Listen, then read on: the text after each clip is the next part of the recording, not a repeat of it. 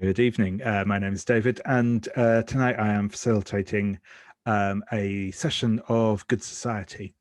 This is our first session of this game, so tonight will mostly be kind of a session zero type thing. We'll be going over our characters, building them out, talking about the world we'll be playing in, and so on and so forth.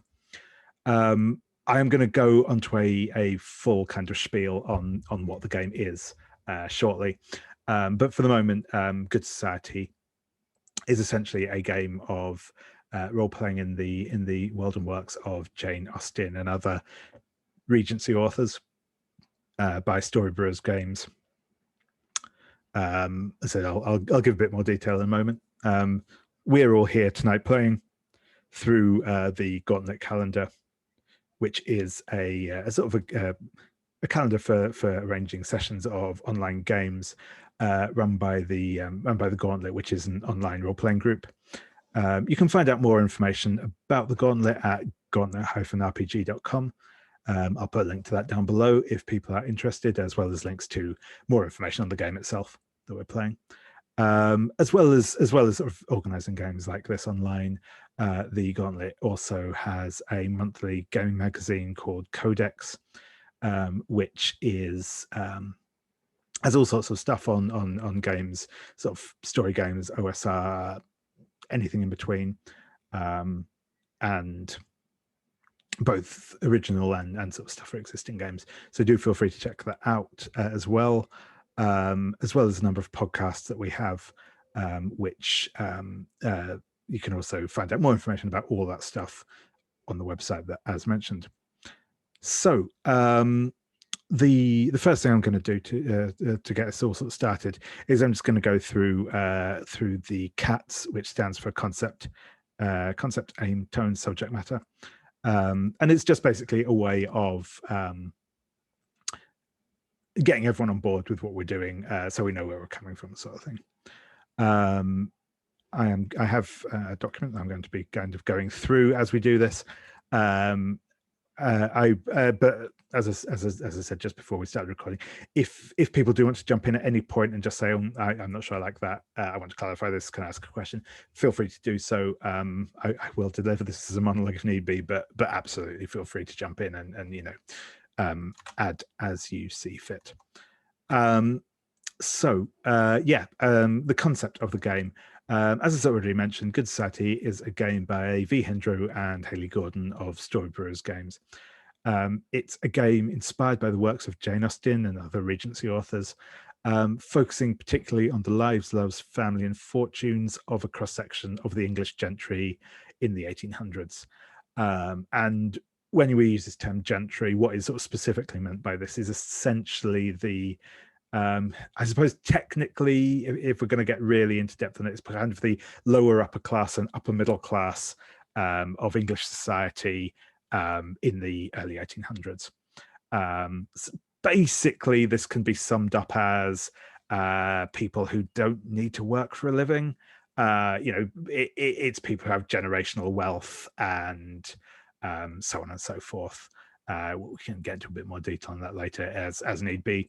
But that's broadly speaking the sort of people we're talking about here. In the mechanical sense, this game is sort of a structured freeform game.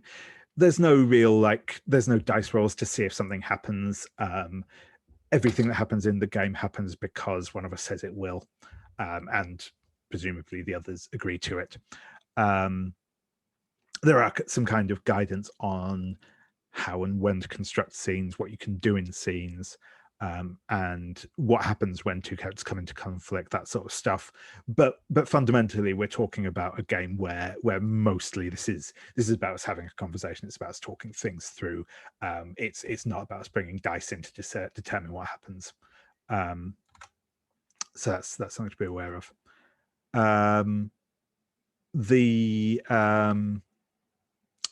We'll move next on to the aim. And the aim of this game primarily is to explore our characters' relationships with one another and the wider society that they're a part of. So we will each be as part of this, and I am including myself in this in this discussion. Good Society is essentially a game. It doesn't have a traditional GM role that you might have in some other games. It can be run with like a pure facilitator who doesn't play a character and just kind of, if, you know, moderates and facilitates stuff. I'll be kind of in a bit of a halfway house in that at the outset I'll be probably primarily in a sort of more of a facilitator role, making the game, introducing people to the game, teaching it, so on and so forth. But I will have a character, and probably as the game progresses, I'll just get more into a kind of shared player scenario with everyone. But yeah, every character will have kind of a goal that they're working towards, and we'll sort of be creating obstacles and complications for both each other and ourselves. We'll also all be taking on responsibility for playing the sort of secondary characters in this game. There's a piece we'll be getting onto shortly, where all characters will have a couple of characters that are kind of important to them, and we'll be kind of sharing out responsibility for playing those characters between the rest of the players. As I said, there's no explicit GM role in this game, and that includes this, you know, even for kind of some of these games where there is a sort of a shared GM responsibility between players, there isn't really even that in this. We are all just interacting as players, essentially. I will say, one of the things I will say about this game, kind of at this point in things, is it can be quite demanding. So, as I said, there is no real random resolution to this game. There are no concrete obstacles to what you want to do most of the time. It's much more about what kind of comes up in the course of the fiction. So it does kind of ask that essentially all the players. I think it plays best, I should say, when players come to it with kind of ideas of what they want to happen in mind, and we'll see how those kind of, you know, rub up against each other and how that kind of develops out. But it does kind of ask you to be in that mode where you are quite proactive and quite, you know, introducing ideas and stuff.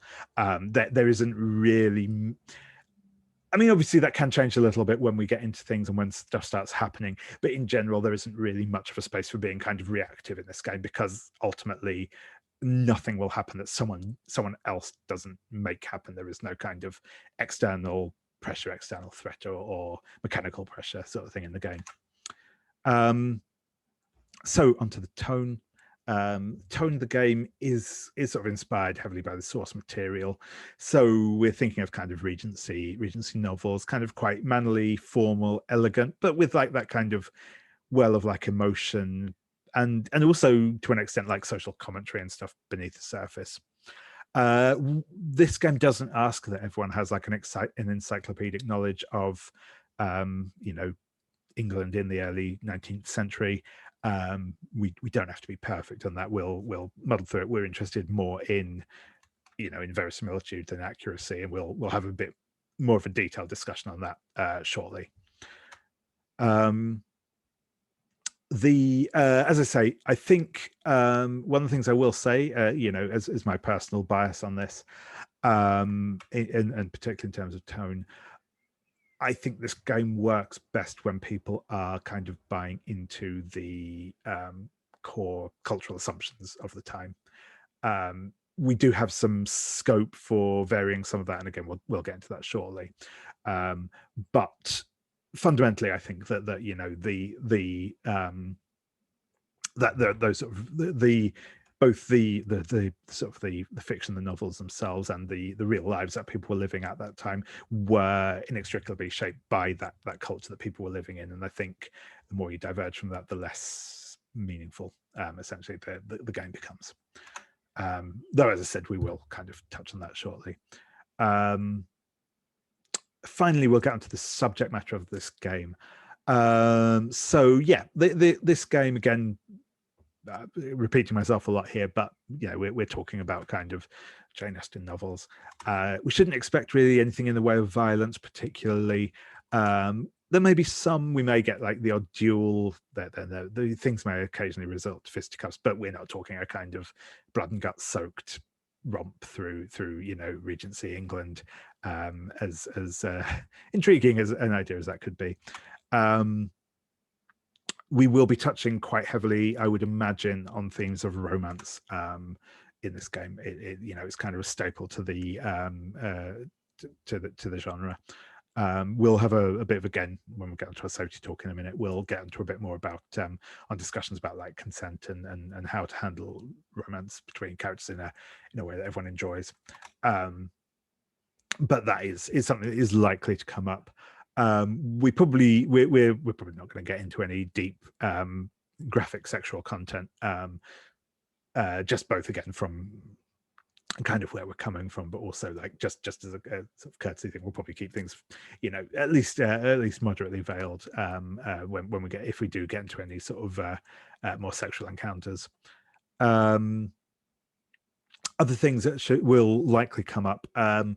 There's almost certainly going to be some interpersonal conflict between characters come up as part of this game. It's pretty much, even just within the genre itself, it's fairly inevitable, and based on our sort of brief discussion offline as well, we have specifically chosen the kind of the rivalry and revenge playset, which does bring a lot of those themes into focus. So we should expect sort of some conflict between our characters to at least some extent. And what I think is important as well to bear in mind with this game in particular, when it comes to those sort of interpersonal conflicts, is, as I've already sort of mentioned, there are no like moves or dice rolls or anything else to kind of mediate that conflict. So there are we obviously have safety tools, as we'll get into in a minute. There are also some mechanics about what you can and can't do to people in the game, but we will still kind of have to just essentially resolve any of those situations by talking it through, right? So that's just something to bear in mind, because it can be very easy to kind of get those when you can kind of abstract those sort of conflicts out to a dice roll and say, okay, I roll the dice and we'll see what happens. So we don't have that option in this game, right? So just kind of keep that in mind, I think, as a thing. The other last couple of bits I wanted to get onto, as I've already sort of mentioned, this game is sort of set in Regency England of the early 19th century, which does mean there are kind of some obviously cultural differences between then and now, which can obviously bring up some content that people may have varying levels of comfort towards, particularly around ideas of gender, sexuality, etc. Again, we can discuss this both as part of our safety discussion and as part of our general thematic discussion of the game in general, but that is stuff that's quite likely to come up, essentially, or that is something that will need to be addressed, essentially, regardless of whether we feature it in the game. So I think that is all of the stuff I wanted to go through in terms of cats. The other last little bit on that's in a sort of similar vein, I did just want to, and I will try and keep myself very, very brief on this, because I'm sure you are all here to be lectured by me, but the other thing I sort of wanted to bring up specifically with regards to like me running this as a person living in modern Britain, is the fact that there is a kind of tendency, right, to like focus on the sort of Austen style romantic drama in sort of Regency England, these stories that focus very much on the kind of upper crust of society and so on and so forth, and it can be painted as a very sort of idyllic period of history, right? And that was absolutely not the case, right? This is a time where people who come from new money, that money almost certainly came from, at the very least, colonial exploitation, if not outright slavery. This is a time where the British working classes are being incredibly poorly treated, and there is an incredible amount of opposition to the ruling classes from the working classes. This is not a kind of stable and neat period of history, right? And a lot of, obviously, this sort of fiction tends to kind of paint it in that way and gloss over a lot of that stuff. And probably in our game we will do similar, right? This isn't a game about exploring the difficulties of being a disenfranchised mill worker in Manchester in Regency England. It's about being members of the gentry and so on and so forth.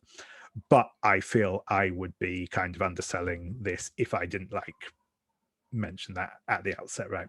Particularly because certainly in this country in the last year or so, there's been a lot of really unpleasant stuff in that sort of vein. So I just wanted to kind of get that mission statement, as it were, clearly out there at the front. Like I said, I don't think it's really something that's going to come up in this game, because that's not what this game is about, and that's fine, right?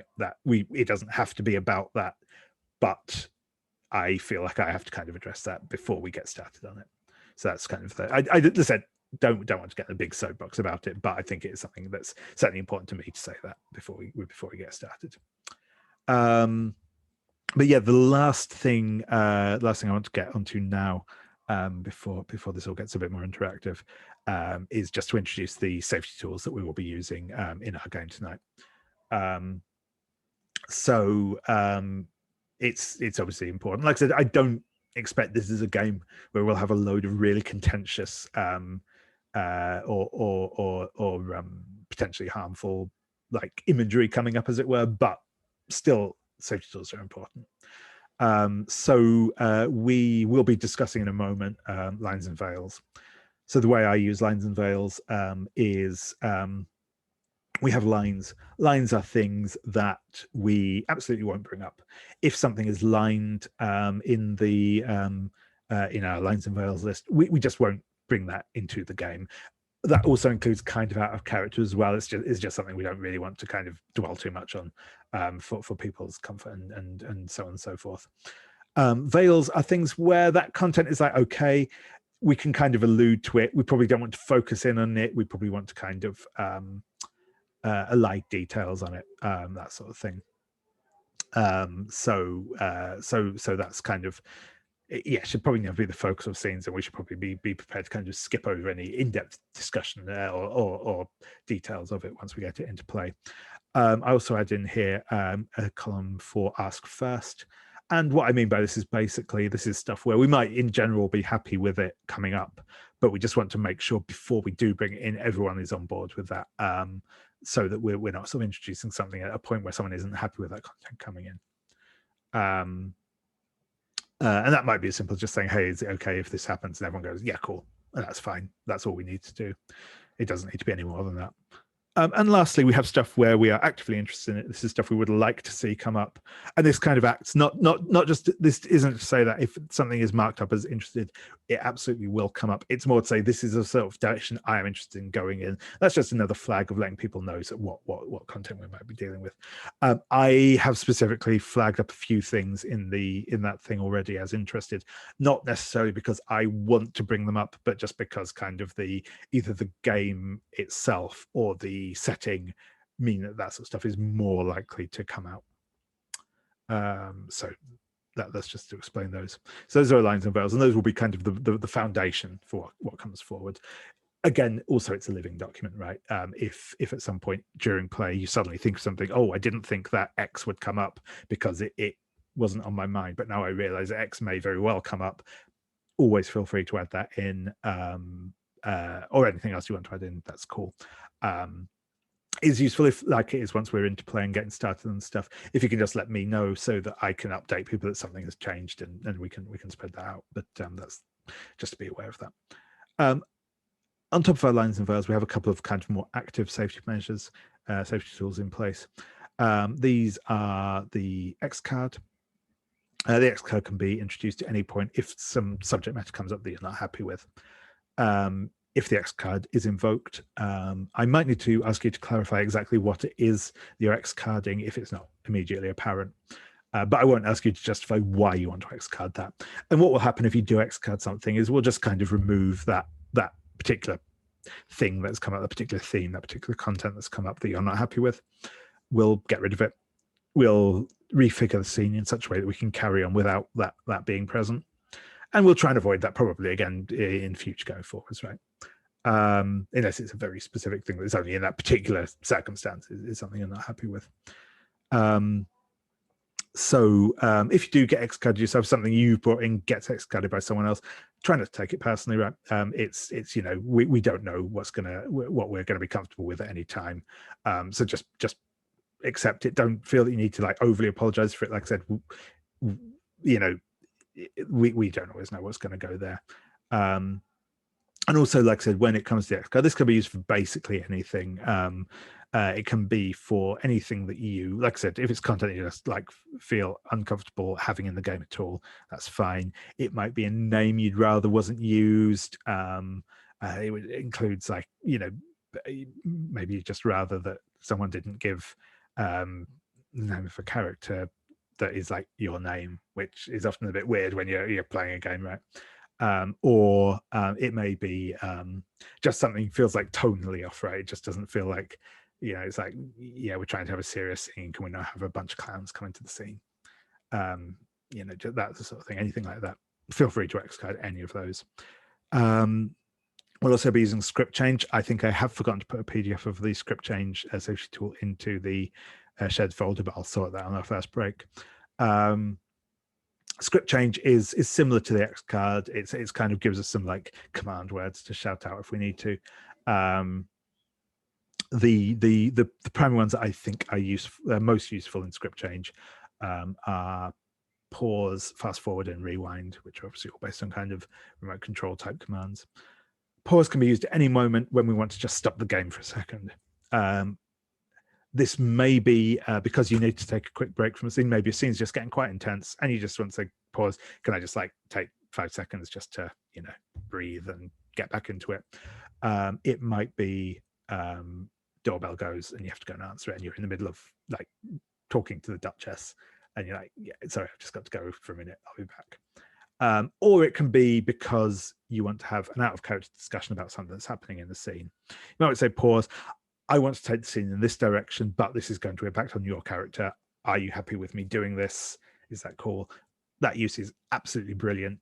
Those sort of out of character discussions, I think, are very, very useful often, particularly for a game like this, where there's a very high level of shared authority between all of the players. Just like checking in and saying, hey, is it cool if we do this? Or would you rather we do something else is really good practice. And I would encourage everyone to do so. So that's pause. Fast forward can be used when we just want to move things forward. This might be, say, again, somebody broke their leg and has been taken down to the local barber surgeon, and somebody's starting to get into a fairly detailed discussion of the procedures being done on their leg, and you're like, yeah, no, can we just, their leg has been bandaged up and that's fine. I don't want to hear discussion of whatever's happening with the bones. That's I just want to get past that point. Or it might just be that like a scene has kind of been, there's an obvious point of conflict or a point of resolution between two characters, and the scene's just kind of circling around. And it's like, can we just move to the point where something happens rather than keep going backwards and forwards? Anything like that, we can use fast forward for that. Rewind, I often think rewind can be used a bit like an X card. If something has started to happen in a scene that you're not happy with, and you want to take a step back and say, like, actually, can we just go back a moment and do this a different way? We can use rewind for that. Or also, if you just realize, not being as debonair and witty as the character you're playing, I've just realized the way I phrased that was kind of rubbish. Can I take it back and have another go? Again, rewind is perfect for that. So those are those sort of safety tools we'll be using. The last one that we'll be playing under is the open door policy. And what this is simply to say is that if at any point you need to leave the game for any reason, for any length of time, then feel free to do so. If you need to take a break, again, if like doorbell goes, you get a phone call you need to take or anything like that, that's fine to just step away and do that. Don't worry about it. If you realize that you're just a lot more tired than you thought and you really can't face the rest of the session and you need to leave, that's fine. If you realize you're not enjoying the game and you think, sorry, I'm not going to enjoy continuing to play this, that's also fine. And if any of those apply, just feel free to like step away for a moment for the rest of the session, for the rest of the series. That's fine. it's useful if you can let me know, just so I know whether I'm expecting you back or whether to wait for you or whatever else. But like that comes as secondary to what you need to do. So if you do need to leave and you don't have the time or don't have the facility to let me know, don't worry about it. That's cool. But if you can, please do. So those are all of our initial safety tools out there. What I'm going to do now is pause the recording while we kind of go over the lines and veils. Excellent. Yes. So we've gone through our kind of baseline safety stuff now, and we will. Our next step is to go to the in our character cubes. If we go to the collaboration tab, and this is basically where we get to kind of fine tune a bit our particular expectations for this game, and we will. I'll kind of take us through the choices we have here. So the first thing we have is what tone should the story have, and we have options. We have 3 options here essentially. We have romantic comedy, which is kind of the default assumption, drama, and farce. And these are essentially kind of a slider between kind of seriousness and comedy, to put it simply. If we go for drama, things will in general be a little bit harder, a little bit harsher. Consequences will be a bit more severe. And that sort of thing, as you might expect. Conflicts will tend to be a bit more dramatic, hence the name. Romantic comedy is kind of the middle ground. There will still be a kind of sense of, there will be kind of a sense of continuity and consequence. But there will also, it will also be easy to put that aside for convenience, essentially, like in a romantic comedy where we can just forget all the terrible stuff that's just happened over the last half hour because they are now the person we love, and that's fine. The final one is farce, where we can kind of really kind of go out there when it comes to just random stuff happening, the world being silly in general, all that sort of stuff. More like a more like an Oscar Wilde play, something like that, where we just kind of don't have to worry that much about that sort of stuff. We tend to play for laughs. So I'm going to ask, does anyone have a particular preference for any of these? I will say, obviously I've left in here romantic comedy as a default because that is kind of the default assumption. But does anyone have a preference for us going either towards farce or towards drama?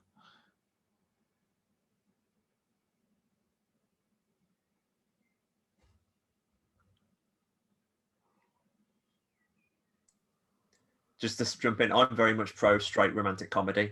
I think it just feels closest to Austen. Especially across 8 sessions, the kind of how the whole, if someone's holding a grudge for 8 sessions, that seems like a very long time to hate somebody. So exactly, and I tend to agree. I also I'm not going to lie, and it always makes me sound like a miserable bastard, but I love the idea of farce. I love farce as a concept. I think outright going to try and play a comedy role-playing game is very difficult. It can be done and it can be done well, but it often feels to me like kind of setting yourself up to fail, honestly. I think there will be almost certainly enough scope for humor in the game regardless, but yeah, that's cool. Is everyone else okay if we're keeping us on that kind of core romantic comedy thread? Awesome. Yeah, I like the flexibility of romantic comedy because it also does leave room if you wanted to have one little storyline that goes more serious or one that goes more farcical. That's still fine, but yeah, that you get a lot of like flexibility with that genre.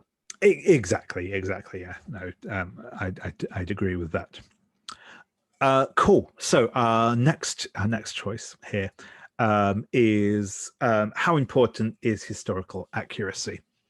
So this has, again, 3 options here.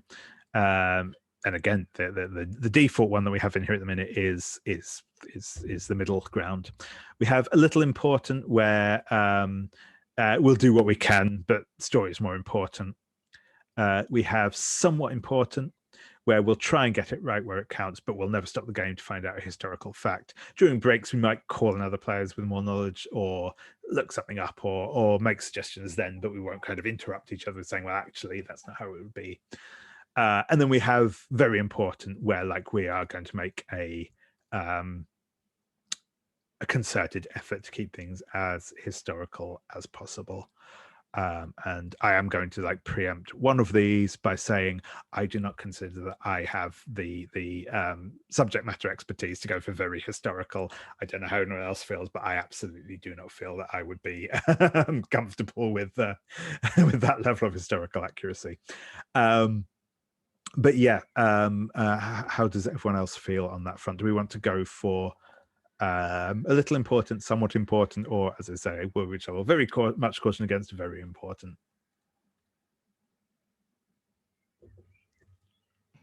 I think somewhat is fine on my end. Like, we'll try to play it straight, and inevitably it'll get humorous, and the historical continuity will be broken, and people will make references to things that haven't happened yet historically, and that's okay. Yeah, cool. Yeah, no, I think we have agreement on that. That's fine. And then we have a next one, which is how will we treat the gender power balance? So this one is one where I think there is more of a genuine question here. I think not that the other two weren't, but this is one I think is quite an important one for us to go through properly. I certainly have my biases, which I will be entirely open about. But the options that we have here are obviously historical, where we assume kind of the standard Regency patriarchy. Women are expected to sort of marry, are treated as kind of extensions of the husband, and so on and so forth. This also includes, obviously, that same-sex relationships are not considered, are at the very least not considered appropriate, and possibly more severe. The other option we have is that we just ignore that, and we can instead ignore gender so much, ignore sexuality so much. It's more focused on just general respectability and so on and so forth. And then we have the third option, which is essentially reverse historical, which is to say that like women are in the dominant position, in the position that men of the Regency England would have been in that time. Women are expected to be the kind of the dominant sex, and so on and so forth. So yeah, what are people's thoughts on this one?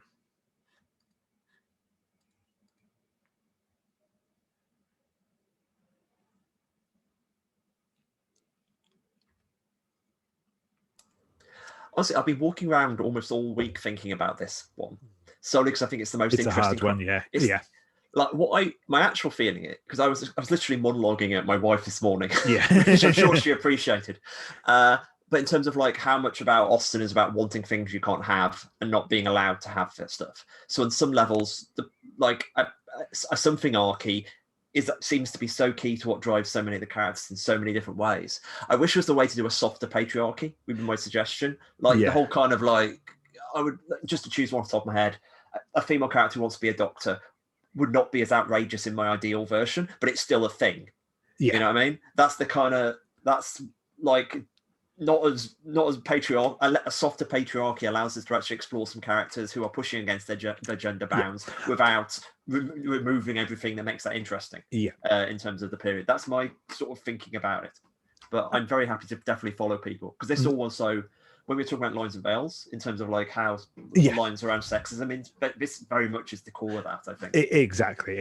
I would 100% agree with that. And I didn't want to like get too into this before other people had a chance to talk, but I think just based on what you said, that's kind of absolutely where I feel. I feel like a lot of the sort of stories you tell, if you have complete gender equality, just don't make any sense, because so much of the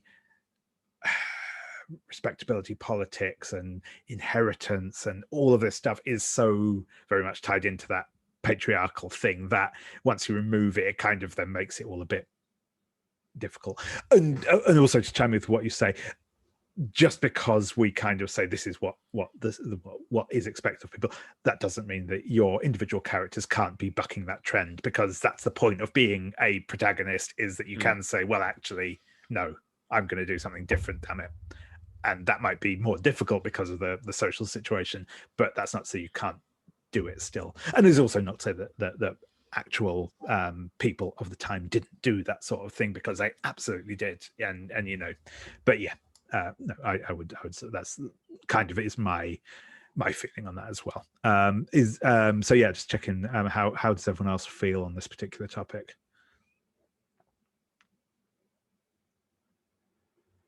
Yep, that is cool. Awesome. So the next one, the next one is the hidden information one. I'm afraid I've already made a decision on this. We will not be playing with hidden information. It's just too much of a faff with online play. So yeah, it's just easy to have everything out in the open. Okay, so we now have two more questions that to answer, which are: is there anything our game should avoid, and is there anything we'd love to see in our game? This is kind of a bit analogous with Lines and Veils, but it can also be for like slightly softer stuff where it's not like a hard line, but it's also something we just don't want to see. But I am aware that I know Robbie said they wanted to take a break, and we are also just past the half hour. So what I will say is, if people want to come back in, well, we'll say 1:45. You know, we'll take a slightly long break. If we want to come back at 1:45, do whatever you need. But and also we'll then get into answering these last couple of questions. So yeah, I'll see you all in a few minutes. Yeah, cool. So the next bit we're going to do is, as I said, we have these last couple of questions on the collaboration sheet, which are: is there anything our game should avoid, or is there anything we'd love to see in our game? This is a bit like the palette as used in Muckscope. It's kind of a way of just like fine-tuning what we want to see in this game, to make sure that we're kind of getting something cool out of the end of it. So I'm going to just go through again in the order that I can see people on my screen, which has changed yet again. So I'm going to start off with yourself, Anders. Is there anything that you want to add to either of these options? Either something you would like to see, or anything that anything you'd love to see, or anything you don't want to see, anything you'd like us to avoid? I don't think there's anything beyond what we've already talked about, and the Lines and Veils and such. Sure thing. No, that's absolutely fine. That's absolutely fine. Not a problem. And yeah, Kieran, is there anything you would like to either add to, anything you would like to see, or anything you'd like us to avoid in this? Nothing particularly to avoid. I mean, I was actually genuinely explaining this game to my mum earlier on the phone, and she expressed the desire that I should that basically there should be a duel, and both people should be topless whilst dueling. As she is absolutely. So my mum has requested this. I just put that in the palette and see if anyone's appealed. Speaking broadly, I'm really into like anything in this particular genre. Yeah. I've never played a game like this before, so like I want someone to try to marry for money. I want someone to, they've made a good match, things to break off. I want to hit all the greats. Excellent. So, yeah, I'm well in. I am absolutely up for shirtless dueling. I will like freely admit that I'm not very well read when it comes to actual Austin and the like, but I do love a nice dirty Regency bodice ripper. So that's perfect. Excellent. And Robbie, anything either you would rather we avoid, or anything you would like to see in this game?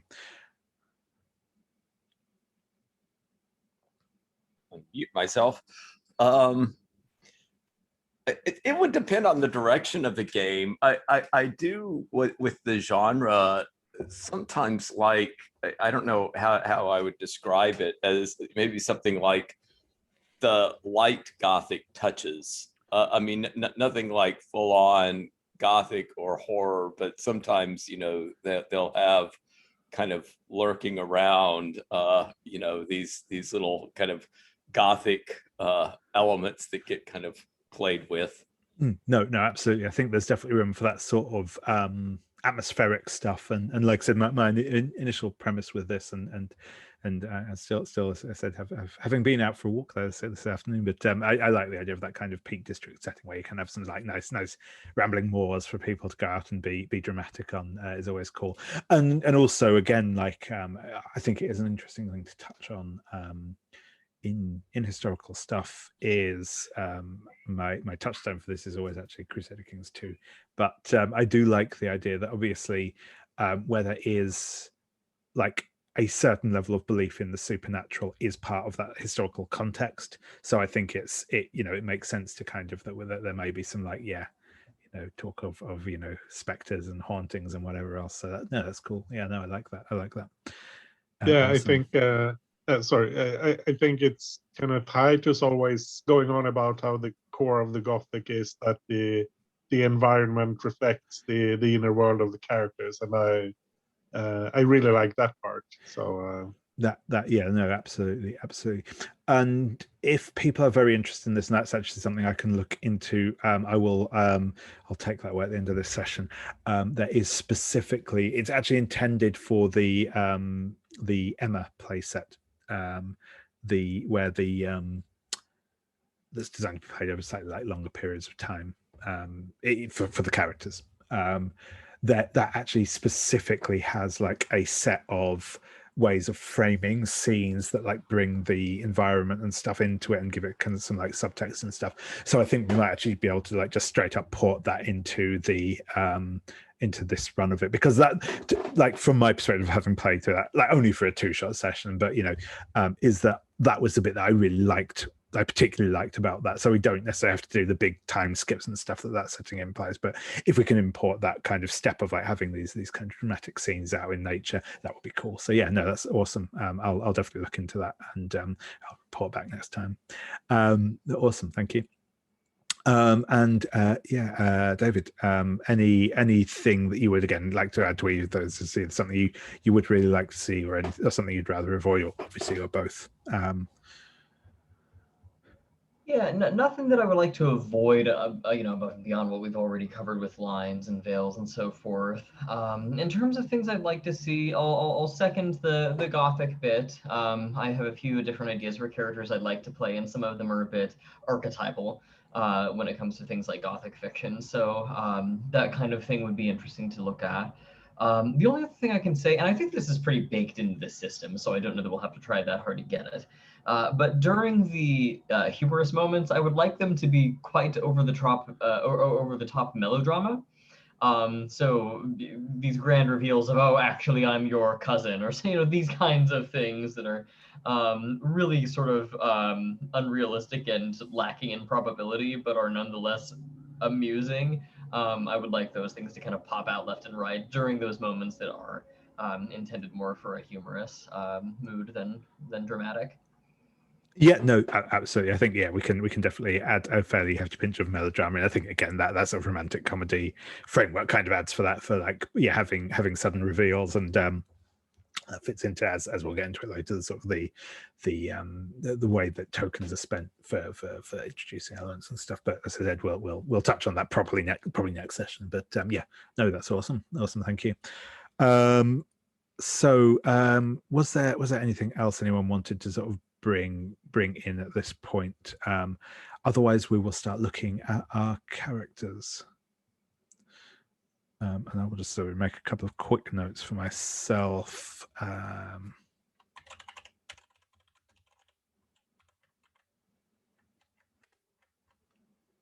never actually read Northanger Abbey, which of course is the Gothic parody, Austin. Yeah, and I'm like, this is probably a good excuse to read it, whilst this is going on. Absolutely. That was one of the character ideas I had, was the young damsel protagonist who reads too much Anne Radcliffe, and is now running about spooked by everything.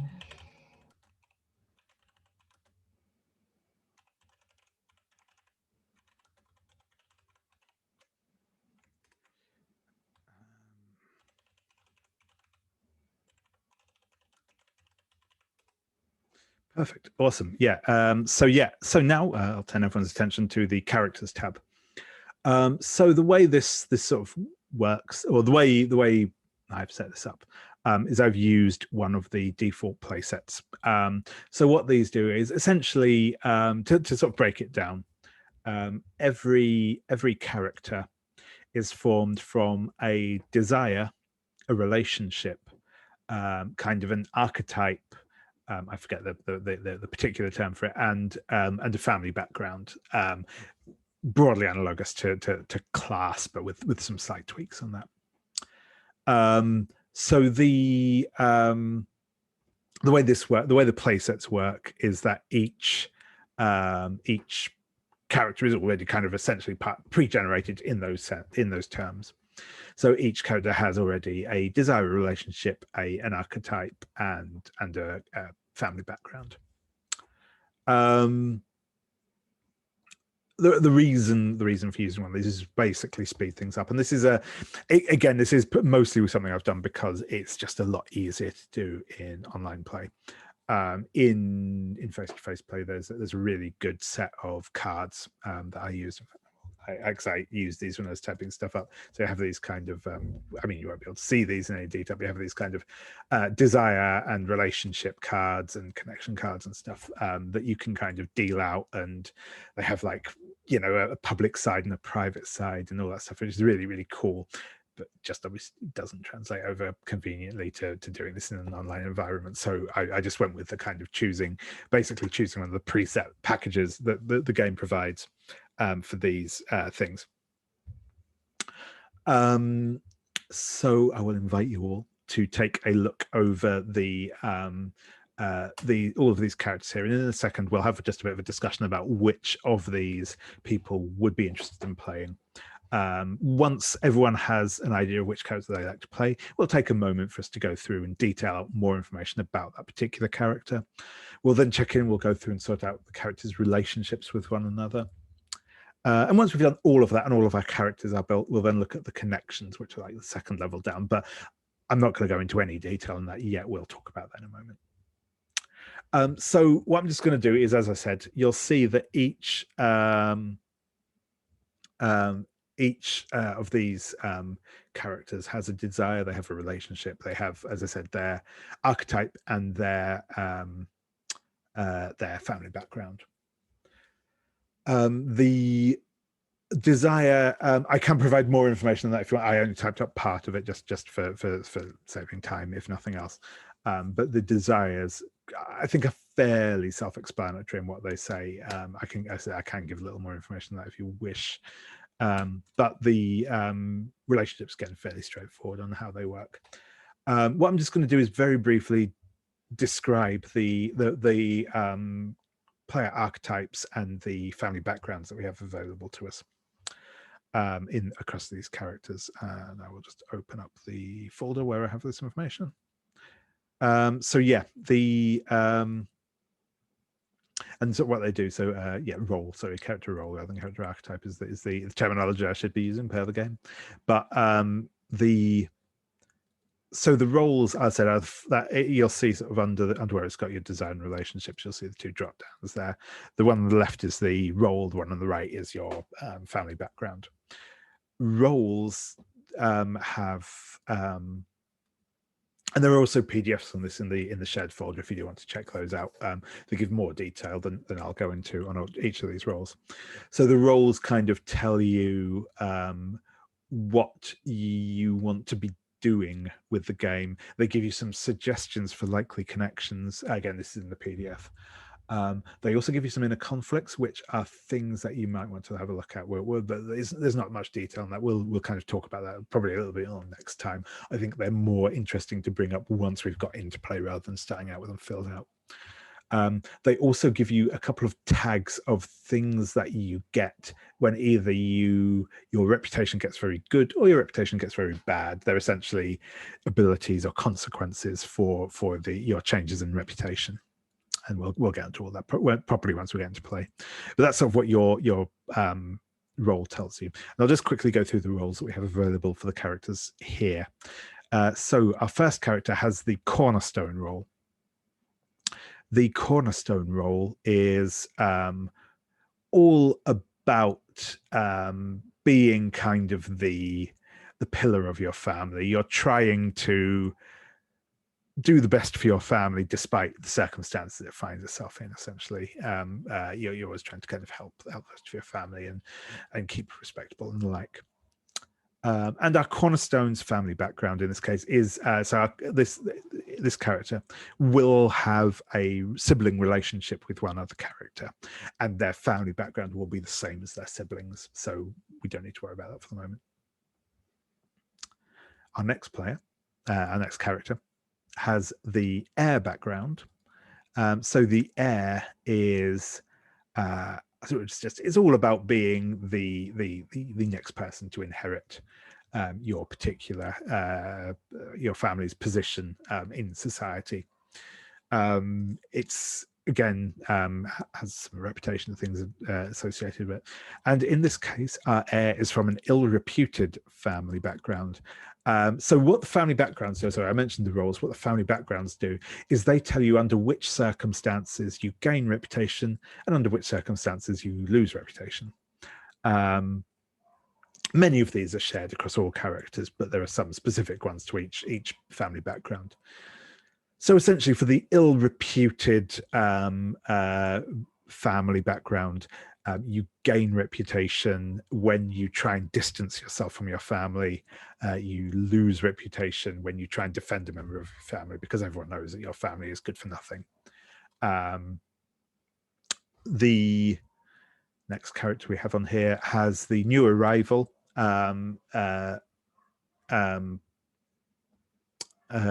role, which is all about, obviously, as the name would suggest, being new to the social situation of this particular environment you find yourselves in.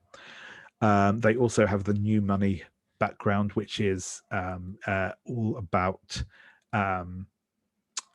being from a family that's made its fortune recently, still perhaps looked down a bit on by society, by upper class society as a whole, a bit too close to trade, essentially. And you gain reputation essentially when you get someone more important than you to acknowledge you and invite you somewhere important and that sort of thing. So you essentially get reputation when you are showing yourselves to fit in. You lose reputation when you act in an uncouth or vulgar fashion, because obviously you're not quite of the right sort. The next one we have is the dependent. So the dependent is, as the name would suggest, you're kind of reliant on other members of your family to keep you in the state to which you have become accustomed. And they are a member of the peerage, so they are an actual aristocrat. They are related to sorry, I'm just being distracted by the cats.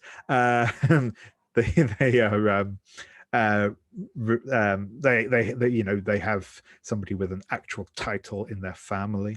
One would suspect that from being a dependent, they probably are not the entitled person themselves, but that they are a proper blue blood in the truest sense of the word. And the final character that we have on the sheet is we have a meddler who likes to get up into everybody else's business, obviously for their own benefit, the benefit of those people who they are helping with their advice and sage wisdom, obviously. And they are a member of old money, which is to say, not necessarily a member of the nobility, but certainly a family that is well established, has had wealth for many, many generations, and has earned a reputation over time.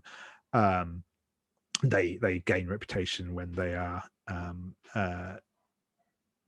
you do something to uphold your family's name, lose it when they do something to shame the family's name. So those are the 5 characters we have available. They obviously each have a desire as well. They each have a relationship with another character, which we'll get onto properly in a moment.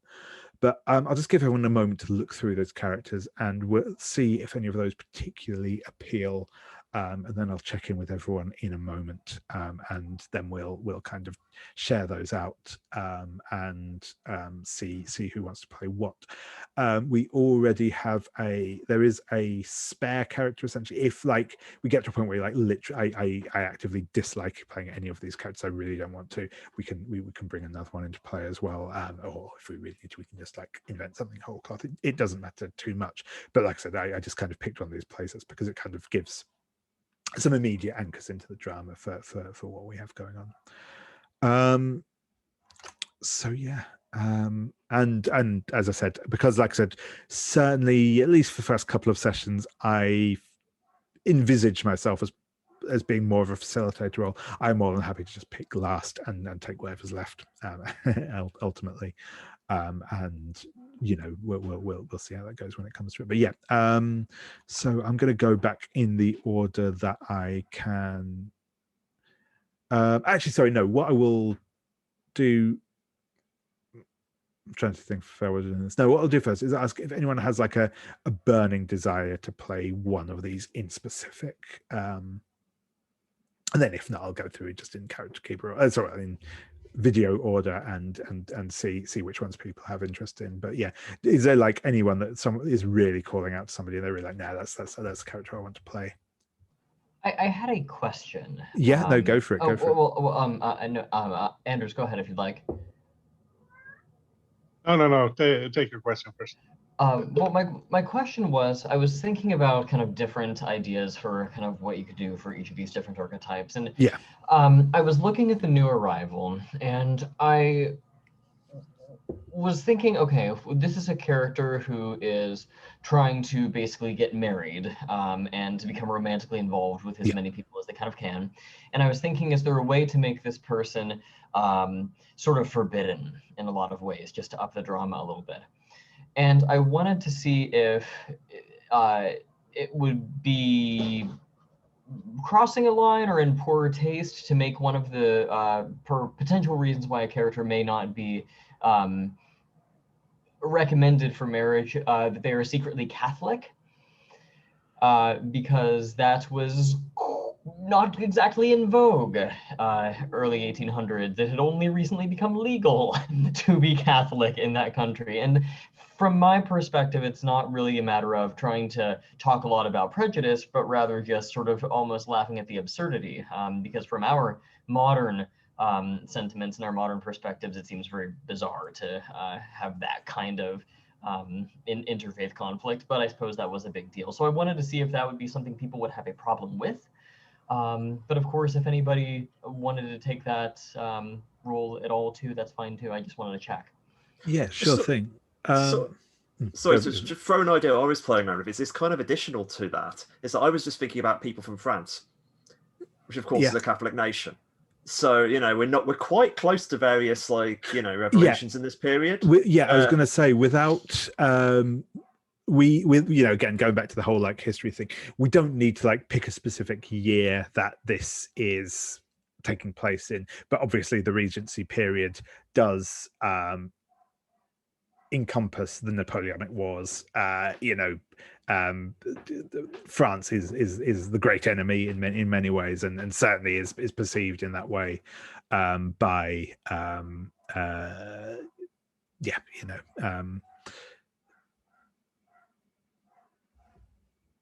Okay, I just wanted to check. So yeah, no, that would just go on the back of what Kieran said. Yeah, that would absolutely be a way. It could be a way of working that in. And yeah, I will say, like, yeah, I'm not particularly interested in getting into the nitty gritty of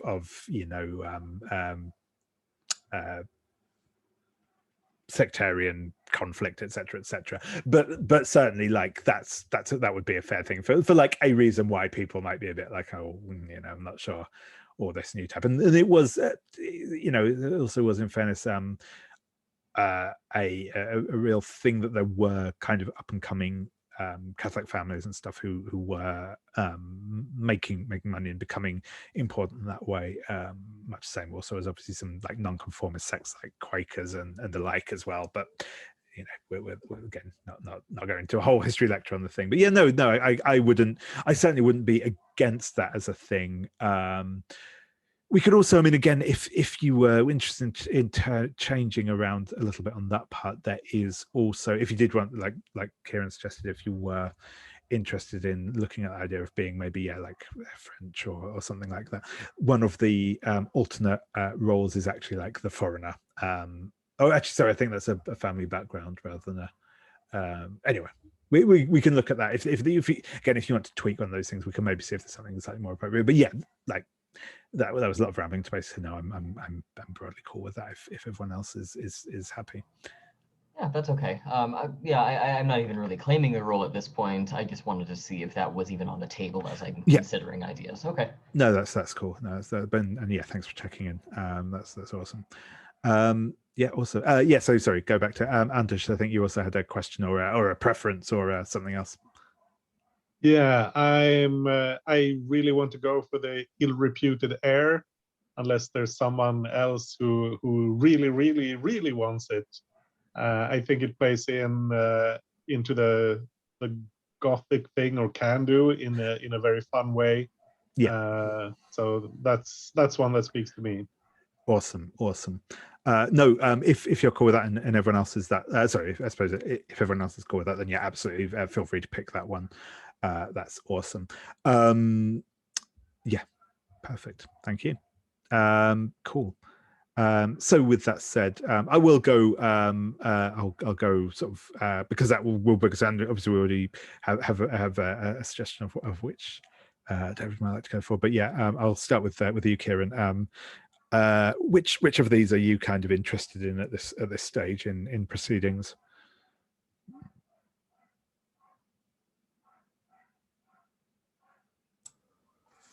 So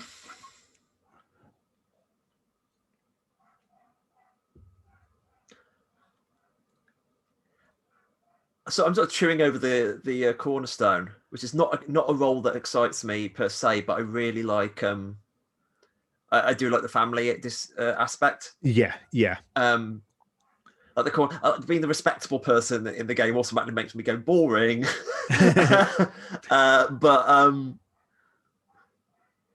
I mean, in fairness, the cornerstone role is fairly boring, but they have a fairly juicy desire there. So yeah. I mean, that's my kind of immediate flight. And I'm not even sure how they square. Like, I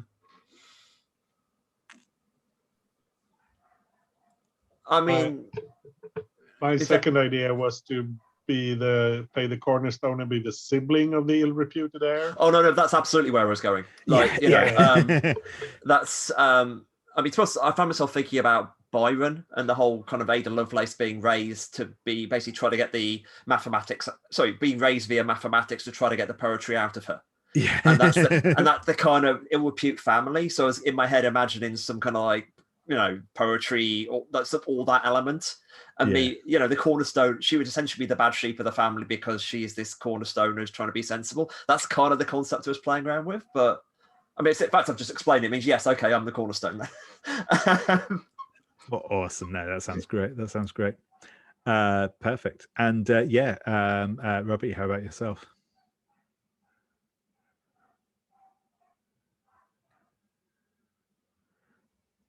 Myself here. Okay. Let's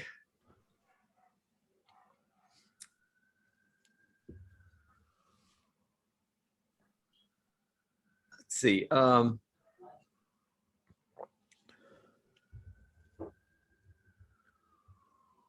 I guess I can see all these others are quite juicy. I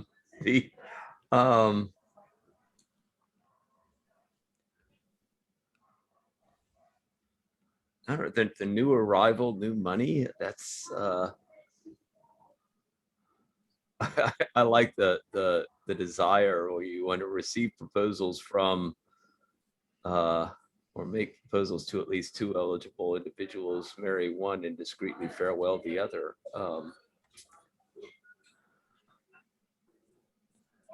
Just see half the room go yes when we were going through and everyone read that desire simultaneously, as if it's just so clearly trouble.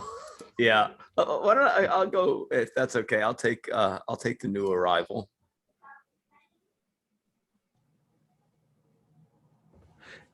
Yeah, I'll just check. Is that because I know you had expressed some interest in that as well, David? But is that cool with you? That's or 100% fine. Yeah. Yeah, cool. No, that's awesome. So yeah, I'll ask you which of those are you interested in or more interested in? Between the two remaining, I will take dependent, I think. Awesome.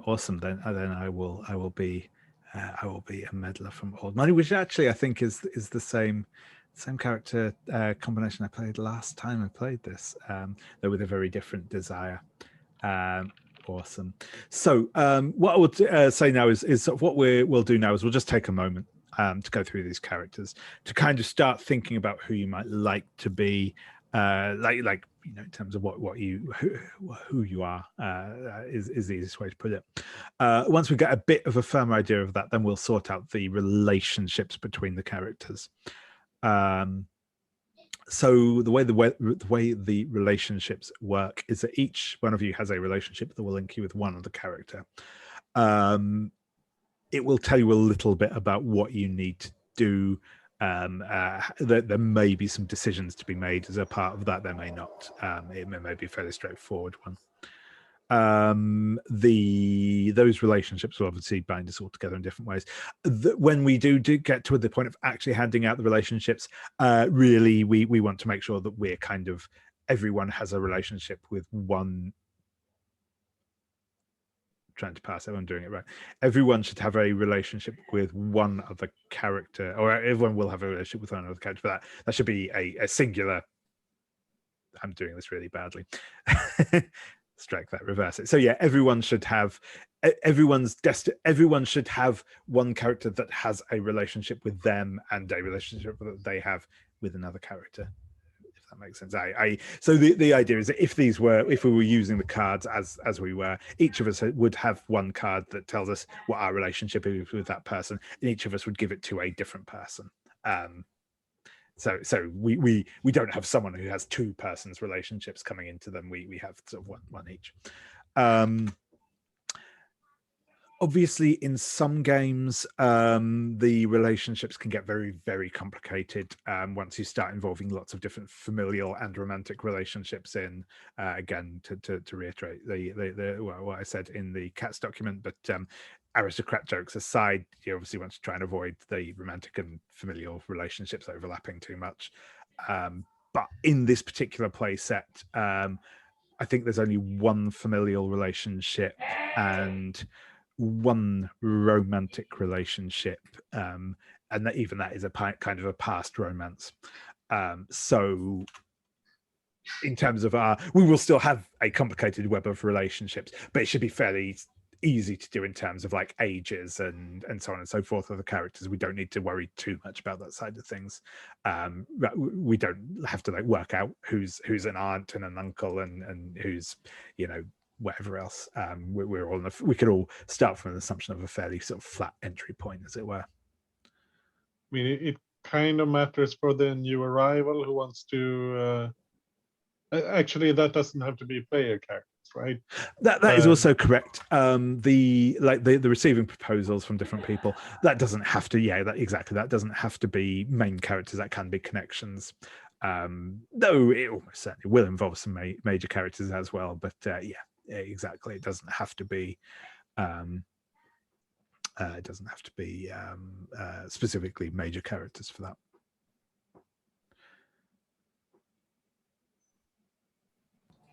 David, could you just once more reiterate what peerage refers to with respect to dependent? Absolutely.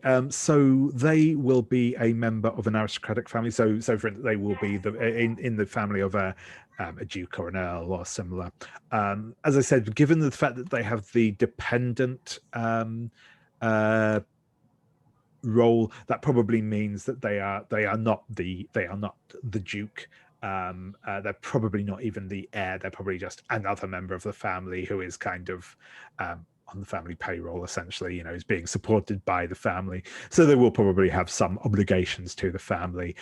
You may well want to have one of your connections, which again we'll get into in a moment, be kind of the duke or the earl or whoever. But yeah, so yeah, in terms of your social standing will be quite high because you are actually a full-blooded aristocrat. So yeah.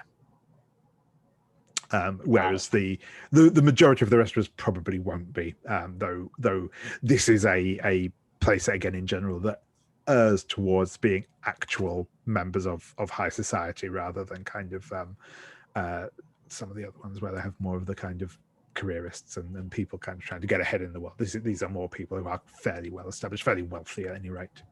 But yeah.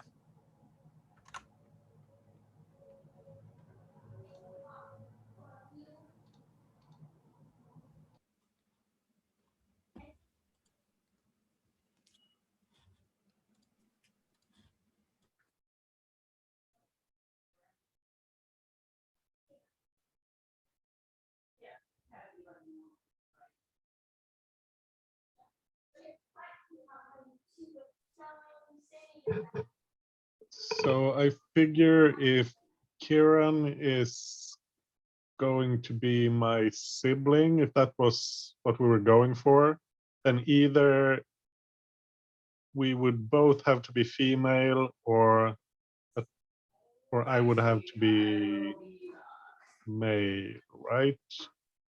I can't be female and you can't be male, and you male. I was leaning because female. then you would be the heir, right? Yeah, I was definitely leaning female anyway. So like, yeah, okay, if that helps. Yeah, then I can choose freely. Yeah, actually, again, we don't need to be. Actually, I would have to be male, maybe. You would actually have to be female to not automatically be the heir, essentially.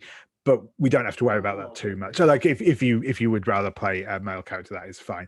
But no. I'm actual, hereditary of the time, to not be the heir, you would also have to be female, because if there were a male, regardless of their age, they would be the heir. Yeah, but I'm fine with playing female. That means I don't have to weigh the options. I could just sure. Cool. Yeah, it does mean that, like, if we were the only two children, though, he could be male, and it wouldn't make any difference. So, yeah. So I've misunderstood the argument.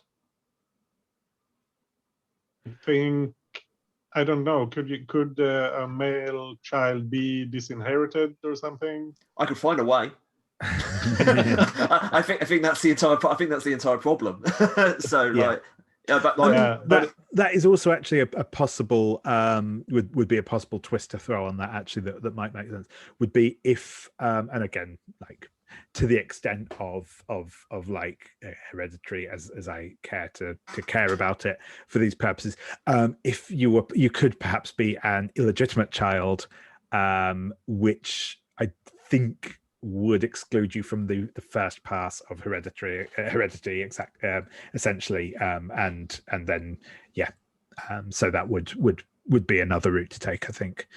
It's certainly close enough for our purposes anyway. I'm not actually going to open my copy of the big book of peerages that I cannot even remember the name of, let alone actually own, but yeah.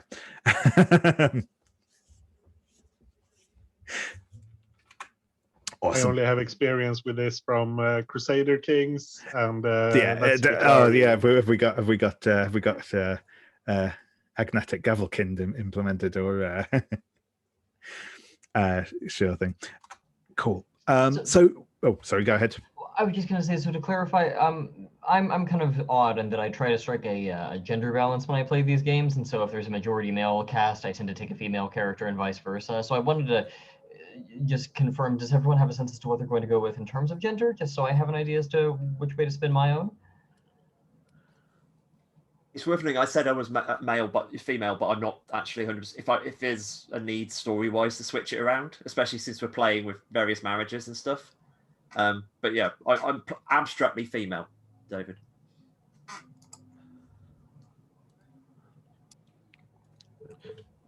Yeah, I think I'm leaning female as well. It's not super important. We could go with this illegitimate child idea as well, but I don't have a strong preference. Yeah, I was probably leaning towards male just because, as I said, I did actually play this role and background combination last time I played, and I played a female character that time. So just to change things up a bit. Well, and David, I was also going to ask, since you played that last time, would you want to switch up? I'm happy sticking with it, but if you would like to change, then why don't we do that? I mean, I just feel like having done that just previously. Why don't we? If that's okay. That is absolutely fine by me. I must admit I hadn't got into any particular investment into that character yet, as I've mostly been talking. So that is absolutely fine if you wish to take the meddler. Yeah. Okay. Let me put my name up. I'm gonna.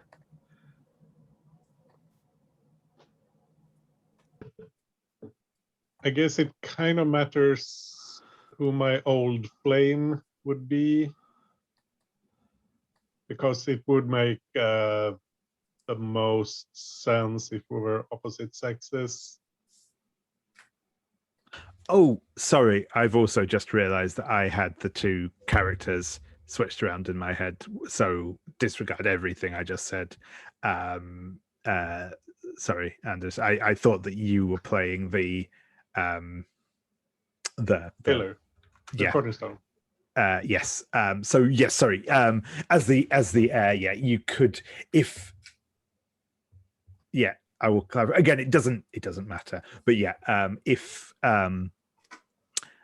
Kieran was thinking of playing a female as the cornerstone and you are playing the heir, then yes, you can be either male or female. Absolutely your choice. It makes absolutely no difference. So feel free to pick whichever you would rather. Sorry, I had confused in my head which of you was playing which of those two roles. So that was why I was thinking that you weren't the heir. But yeah, if you are the heir, then yeah, male or female works, assuming that you are the oldest. Assuming in that case that you do not have a brother. But yeah. It's worth noting, it's disherent your older sibling, so that doesn't necessarily. Oh, ignore me. Yeah, I mean, no, this is also true. Your older sibling could also technically be a connection, not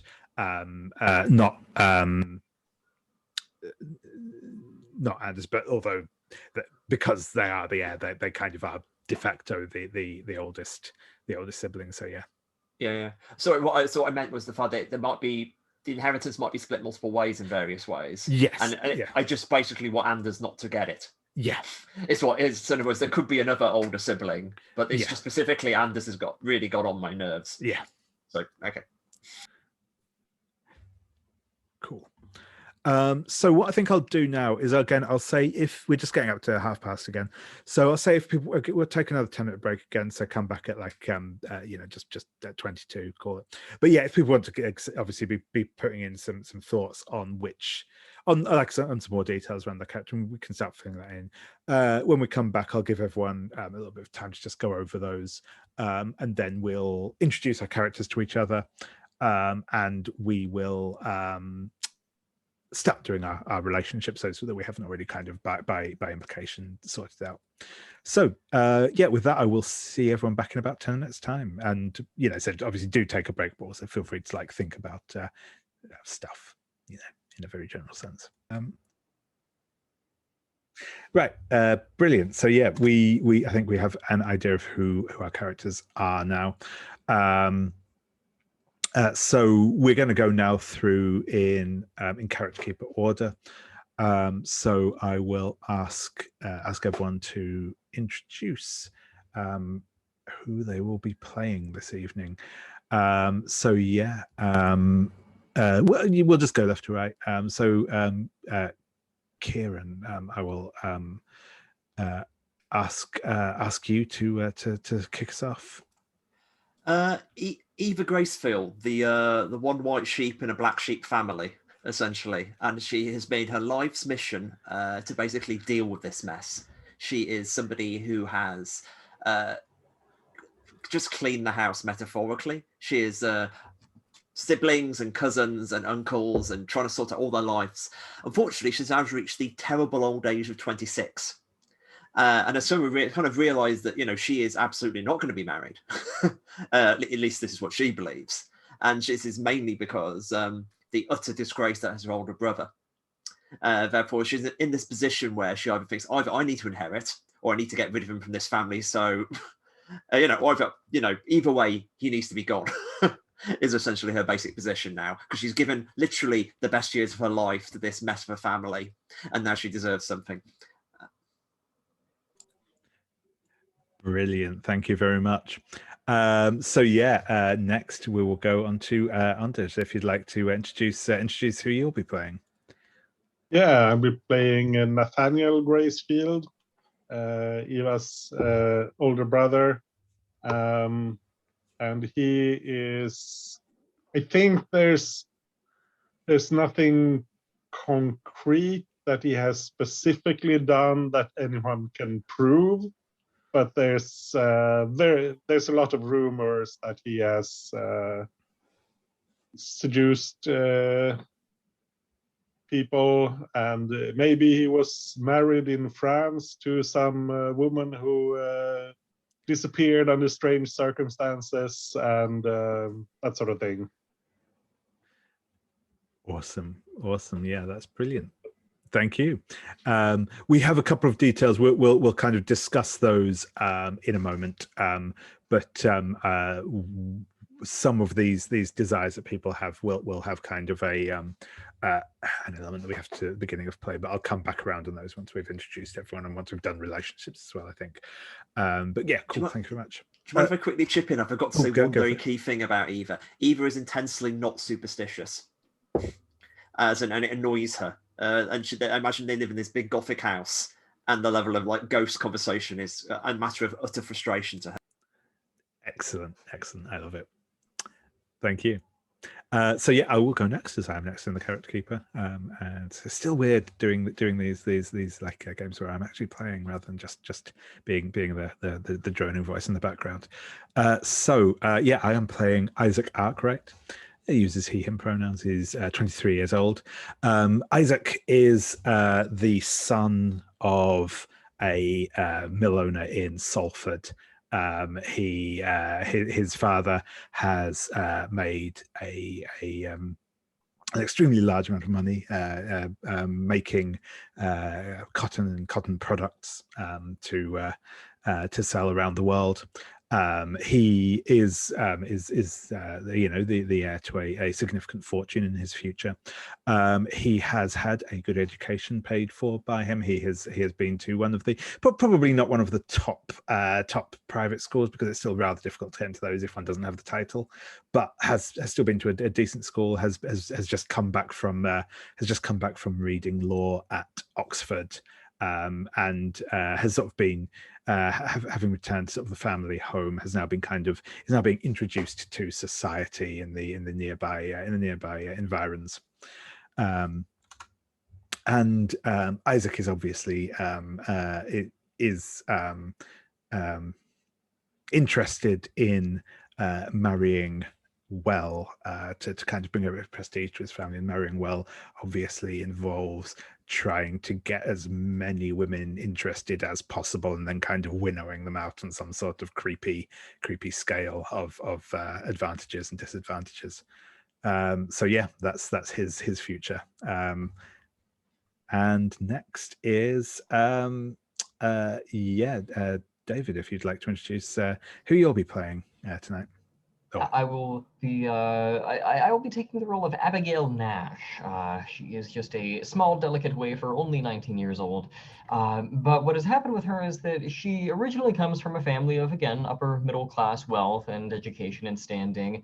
But I envision a situation in which her father, who she liked quite a lot, was convicted, perhaps wrongly, perhaps intentionally wrongly, of some crime or another and has been shipped off to Australia. Abigail has since been placed in the care of a family member, perhaps an uncle or an aunt or something like that, and is, by all appearances, this tiny kind of innocent ingenue sort of character who believes very strongly in the supernatural, as something of a foil to Eva, I think, but is actually probably on the interior quite motivated by revenge and a desire to get back at whoever it was that is responsible, even if indirectly, for her father's incarceration. Awesome, thank you very much. And last but not least, Robbie, if you would like to introduce who you'll be playing.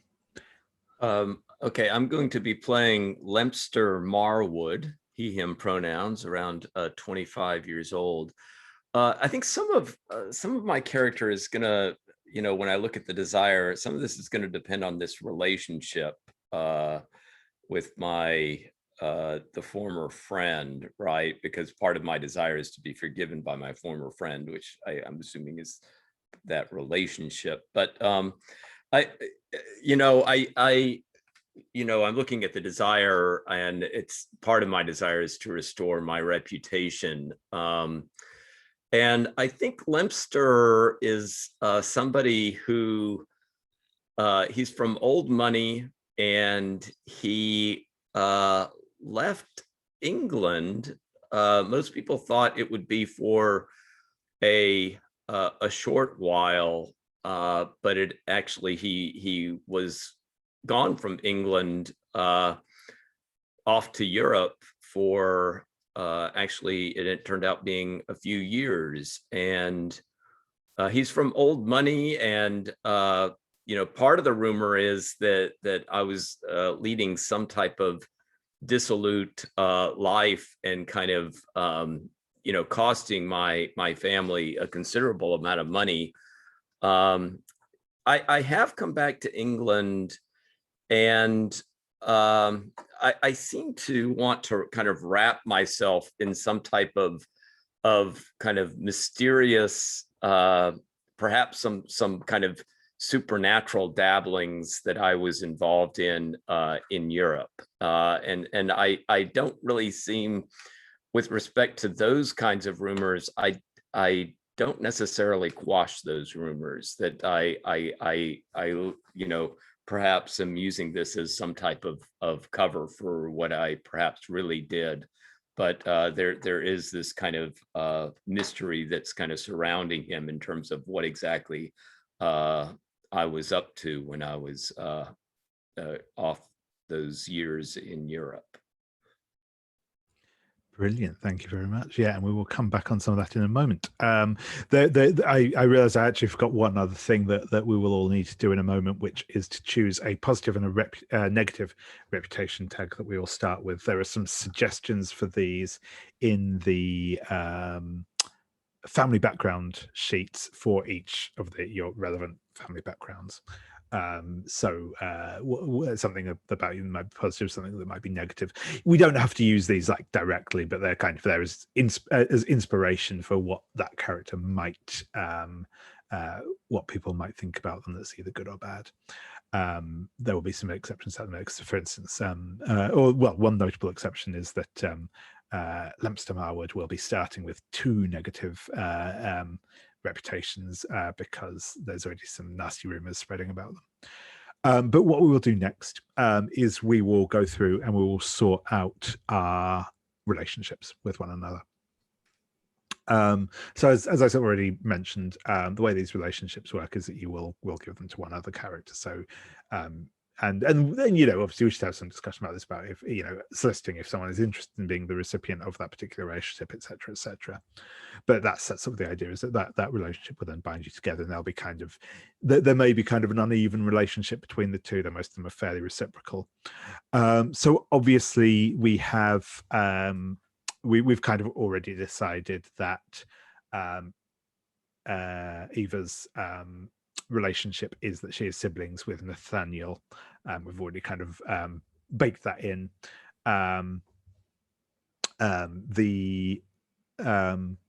we've also determined the other part of that relationship, which is that Nathaniel is the older sibling and Eva is the younger sibling.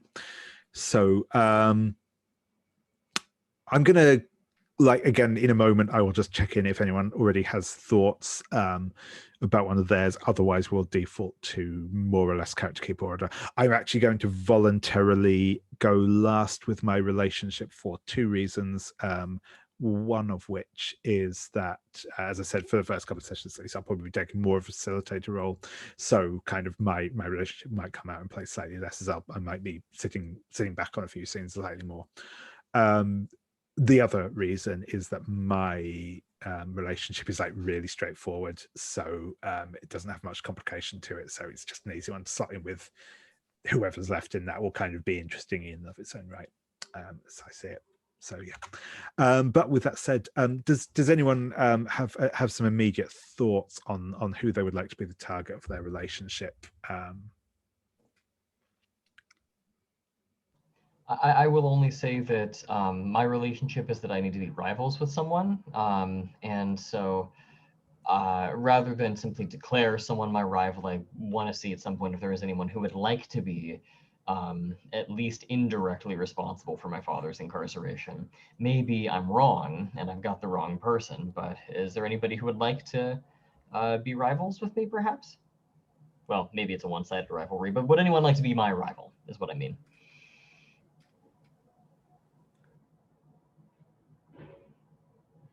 I mean, I as the meddler potentially would have had something to do with that, since I'm, as the meddler, I was somebody, I am somebody who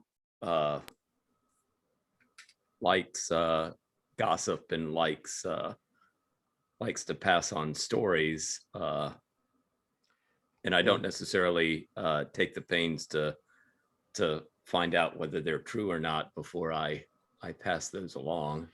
I mean, certainly, I mean, Eva's judgmental. She's another obvious option. She's somebody who's messed around with society a bunch and she hates the supernatural. There's an element of, Eva is upstanding enough to completely dob someone in,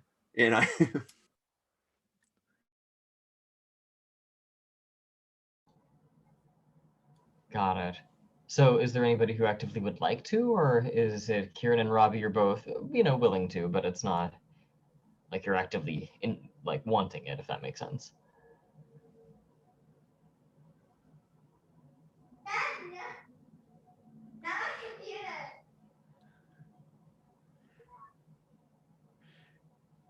Yeah, I say I'm not like aching for that. So yeah, I think if either Kieran or Robbie is would be interested in that, that's cool by me. I certainly give enthusiastic consent if you want to go to me. You know what I mean? As in, like, I'm certainly that sounds really fun to do, but at the same time, like, I'm not entirely. If you'd rather go for Robbie as well, I'm also would not be sitting here heartbroken. Okay. Yeah. Well, in that case, I'll just go with Kieran. I think can be Abigail versus Eva, and the supernatural versus the skeptical is a fine way of mirroring that. So we'll go with that. Awesome. Yeah, that sounds cool.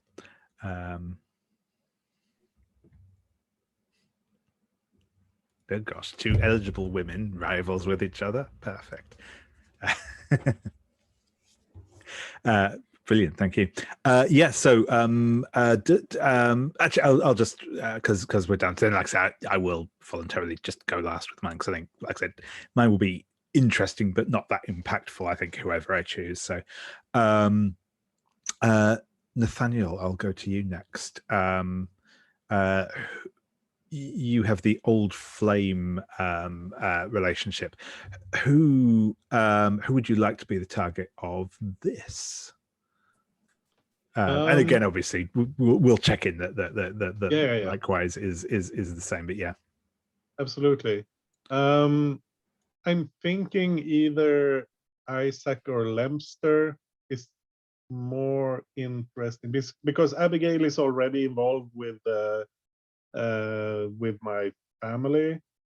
And I think, if Lempster was traveling the continent at the same time, maybe we had a secret affair somewhere when we were both there. I mean, honestly, in that kind of like euphemistic way, like continental travels just sound like a euphemism, you know? Yeah. Yeah, I mean, I would give enthusiastic consent to that idea. That would be interesting to play with. Yeah, sure. Then let's go with that. Then I have this feuding families, but I think we can take that more towards the end when we have established relationships. That's what I thought. Yep, exactly. Perfect. No, that's brilliant. Thank you very much. So I'm just trying to keep this straight in my head now. So Eva, Nathaniel, and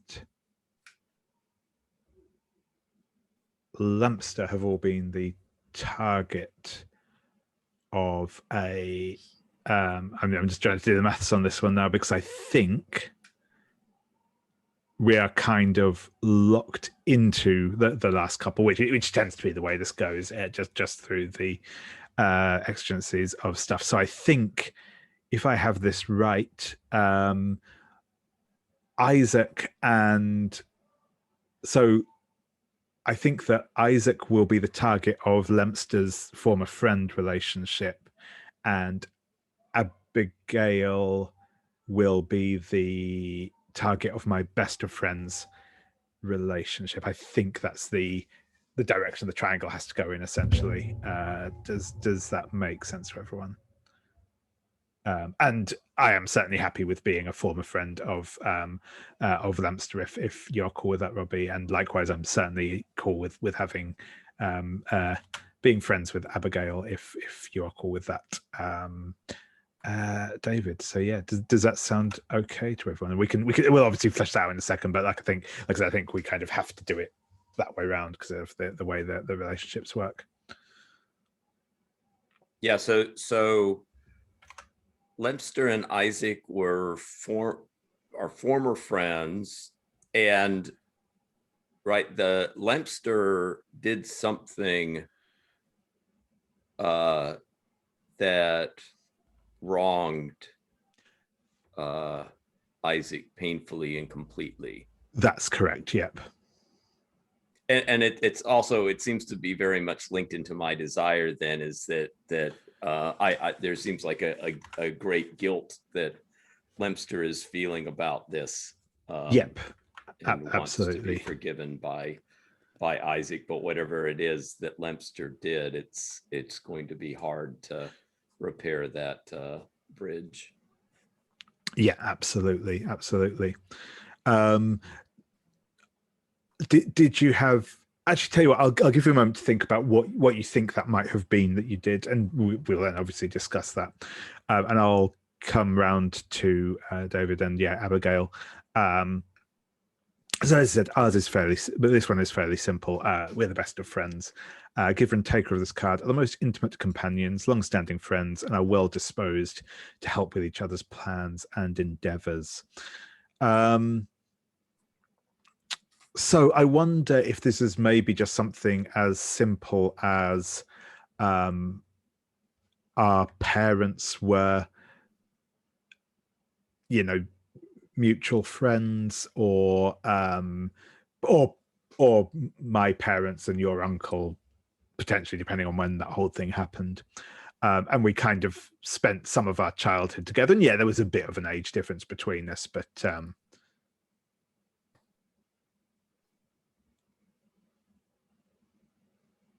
yeah, I think that just familial connections make sense. So I'm fine with perhaps your parents being good friends with my uncle or something like that. Whoever I'm staying with, that's totally fine.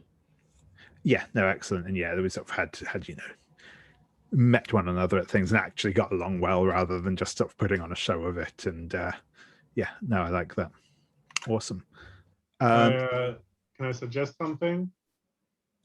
Since Isaac is from New Money, maybe he was kind of working for Abigail's uncle. Yeah, that could work too. It was just an idea. I mean, not to. I'm not trying to decide your relationship. Yeah, no. Yeah, I think actually I quite like the idea of just like, yeah, that kind of childhood friendship. Actually, I might drop. I'll drop Isaac down, not lots, but maybe a year, just so it's a slightly closer age gap between it. Doesn't make that much odds between anything else. Perfect. Yeah, that's cool. I like that.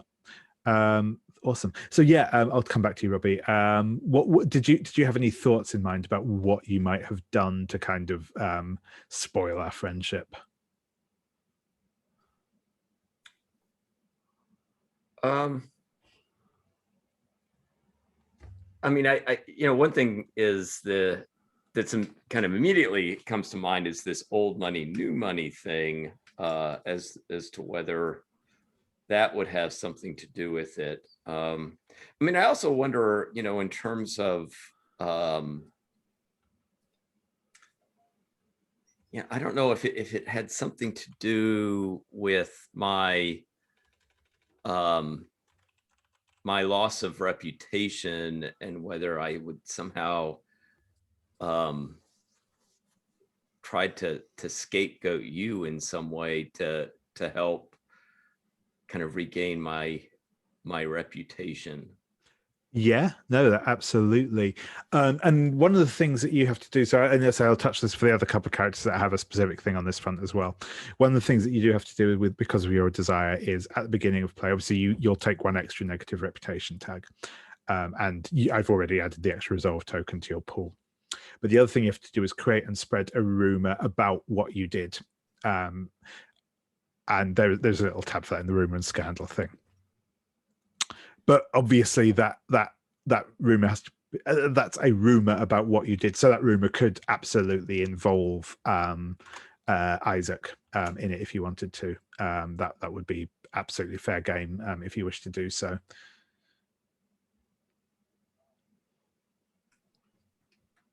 I'll introduce exactly how these rumors work once we get into proper play. But basically, the idea with the rumors is that they are things that people in general believe to be true, and you can kind of use them as in a mechanical fashion as well.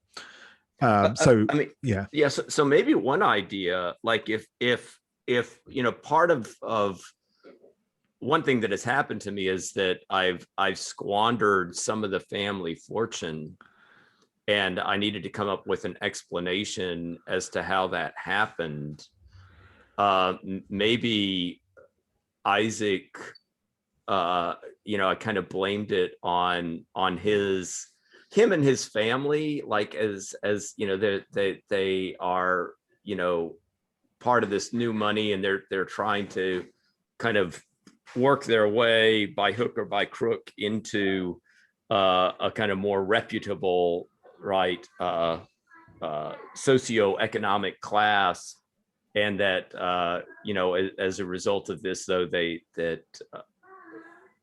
Isaac and his family are responsible for taking actually kind of through deceptive practices are part of the reason why I wasted part of the family fortune, and I was blaming the Arkwrights for having done that.